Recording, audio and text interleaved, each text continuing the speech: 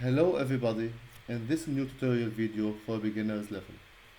If we have a lot of large elements and small elements, and if we zoom in to see the details, we can't because the lines are thick. So there's a tool to change the thick lines into thin lines. We go to click on the lines tools or shortcut TL. So I will click now. Once I click, as you can see, all the lines turn thin. Now you can see everything, and also you can change anything you want.